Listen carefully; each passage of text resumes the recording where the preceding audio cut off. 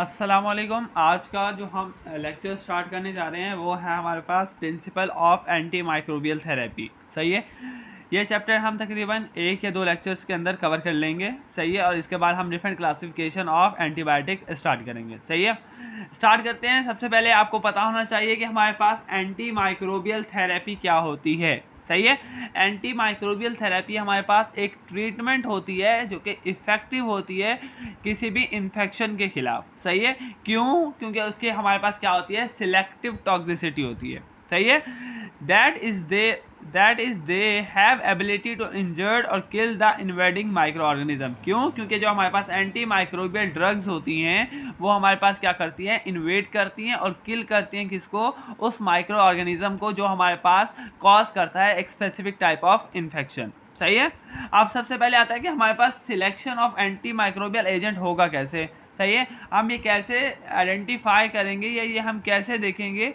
कि हमारे पास ये जो ऑर्गेनिज्म है ये हमारे पास क्या है, इस एंटी माइक्रोबियल से इफेक्टिव है या नहीं है। उसके लिए हमारे पास कुछ की पॉइंट्स हैं। सबसे पहले कि हम ऑर्गेनिज्म को आइडेंटिफाई करेंगे।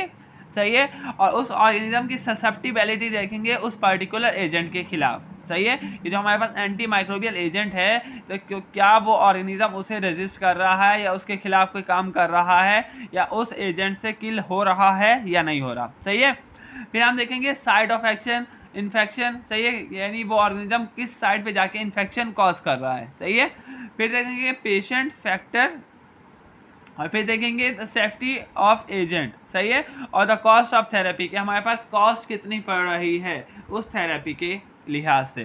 सही है, स्टार्ट करते हैं। सबसे पहले हमारे पास आएगा identification of the acting organism, यानी वो ऑर्गेनिज्म जो कि हमारे पास क्या कर रहा है, कोई भी specific type of disease cause कर रहा है। सबसे पहले आता है हमारे पास characterising the micro organism. Characterising the organism is crucial for selecting the appropriate drug. सही है, किसी भी ड्रग के लिए हमारे पास ऑर्गेनिज्म का आइडेंटिफाई होना ये बहुत अहम है। सही है, क्योंकि ये हमारे पास सबसे रैपिड प्रोसेस कौन सा होता है जिससे हम ऑर्गेनिज्म को आइडेंटिफाई कर सकते हैं, वो होता है हमारे पास ग्राम स्टेनिंग। सही है, या हम उसे जो कि हम बॉडी फ्लूइड से कोई भी फ्लूइड लेके और उसे हम क्या करते हैं, ग्राम स्टेनिंग करते हैं और उसे हमें पता लग जाएगा कि वो माइक्रो ऑर्गेनिज्म कौन सा है। सही है, और इसके खिलाफ हम क्या करते हैं कि उस ऑर्गेनिज्म को हम कल्चर कर लेंगे। सही है, उसकी कल्चरिंग कर लेंगे और उसकी ससेप्टिबिलिटी देखेंगे कि किसी भी एंटी माइक्रोबियल एजेंट के खिलाफ। सही है, कि वो जो ऑर्गेनिज्म है जो कि किसी कल्चर के अंदर ग्रोथ कर रहा है उसका क्या एक्शन होगा अगर हम उसके अंदर कोई एंटी माइक्रोबियल एजेंट क्या करते हैं, इंट्रोड्यूस करते हैं। सही है, culturing the organism before the treatment is essential to avoid the false और negative due to the prior antibiotic use. सही है, अगर ऑर्गेनिज्म कल्चर करते हैं हम बिफोर द ट्रीटमेंट, सही है, तो हमारे पास जो नेगेटिव रिजल्ट होते हैं ना, हम उन्हें अवॉइड कर सकते हैं और पॉजिटिव रिजल्ट की तरफ हम ज़्यादा मूव कर सकते हैं। डेफिनेटिव आइडेंटिफिकेशन में involve detecting the microbial agent और एजेंट्स। हम उन माइक्रोबियल एजेंट की हम क्या स्टडी करेंगे, क्या देखेंगे, उसका डीएनए, आरएनए या उसका इम्यून रिस्पांस किसके खिलाफ, होस्ट के खिलाफ, यानी उसका होस्ट के ऊपर, यानी जो ह्यूमन है वो हमारे पास एज होस्ट के तौर पर काम करता है किसी भी ऑर्गेनिज्म, किसी भी माइक्रो ऑर्गेनिज्म के लिए, तो उसका इफेक्ट क्या हो रहा है ये भी हम क्या करेंगे, स्टडी के अंदर लाएंगे। नेक्स्ट आता है हमारे पास empiric therapy prior to organism identification.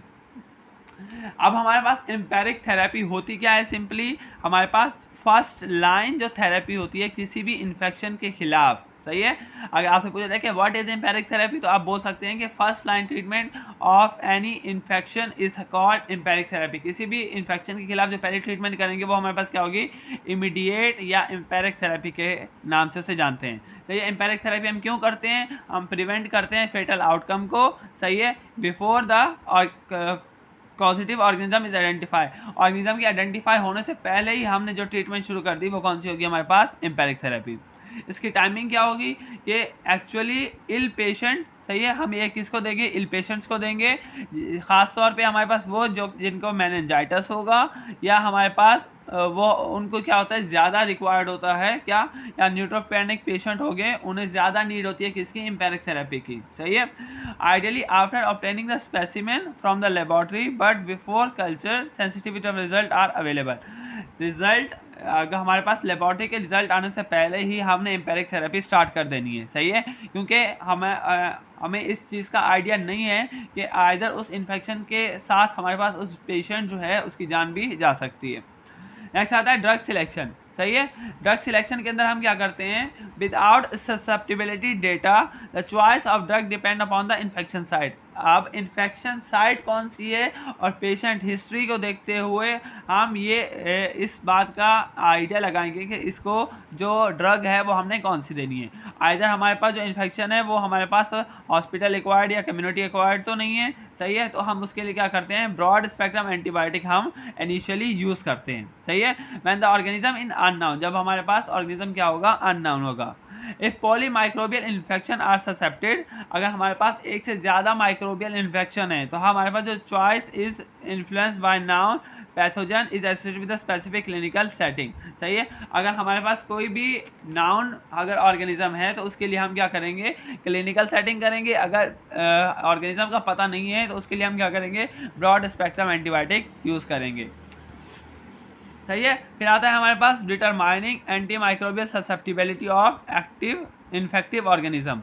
अब उस इन्फेक्टिव ऑर्गेनिज्म की ससेप्टिबिलिटी क्या होगी उस एंटी माइक्रोबियल एजेंट के खिलाफ। After a pathogen is cultured it's antibiotic susceptibility guide therapy selection, सही है। हमारे पास क्या करते हैं, सबसे पहले हमने ऑर्गेनिज्म को कल्टीवेट करवाया, सही है, फिर हमने उसकी ससेप्टिबिलिटी देखी कि उसकी उस एंटी माइक्रोबियल एजेंट के खिलाफ क्या एक्शन है, सही है। Some pathogen like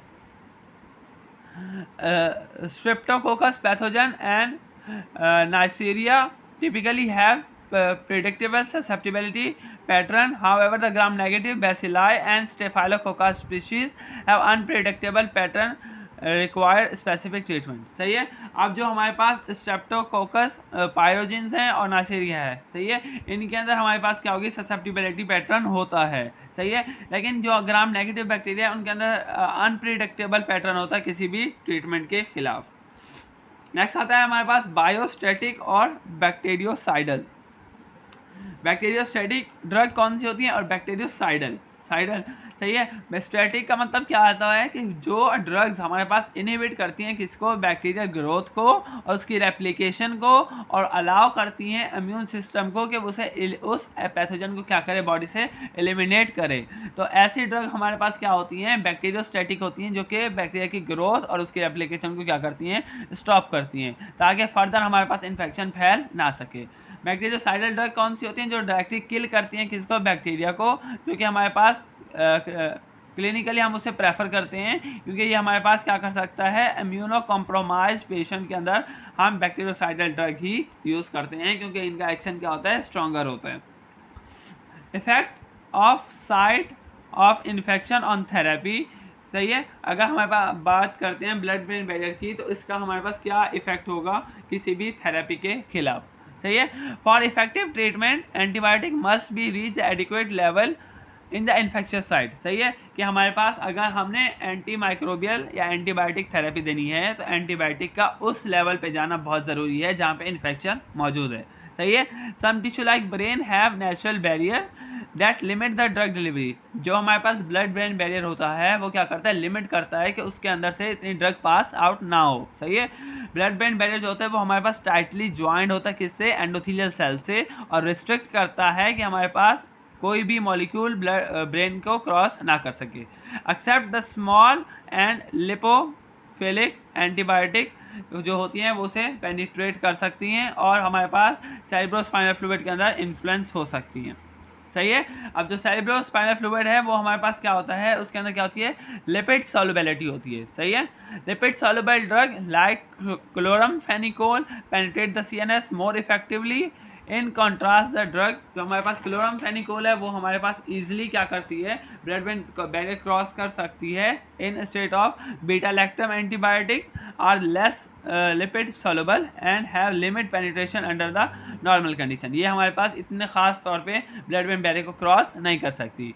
however during inflammation like meningitis, तो हमारे पास जो ब्लड ब्रेन बैरियर होता है वो हमारे पास परमिएबल हो जाता है किसके लिए, बीटा लैक्टम एंटीबायोटिक के लिए, और जो हमारे पास बीटा लैक्टम एंटीबायोटिक होती हैं वो क्रॉस कर सकती हैं, इंटर हो जाती हैं किसके अंदर, सेरेब्रोस्पाइनल फ्लूइड के अंदर, और हमें थेराप्यूटिक अमाउंट मिल सकती है।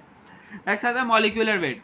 Drug with the low molecular weight cross the blood brain barrier more easily, जिसका मॉलिक्यूलर वेट कम होगा वो इजिली ब्लड ब्रेन बैरियर को क्रॉस कर सकेगी एज कम्पेयर टू जिसका मॉलिक्यूलर वेट क्या होगा, ज़्यादा होगा।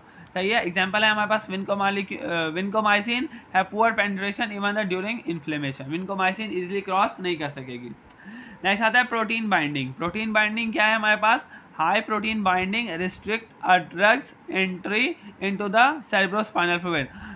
सही है। Thus, the concentration of the free unbound drug in the serum is crucial for the cerebrospinal fluid penetration।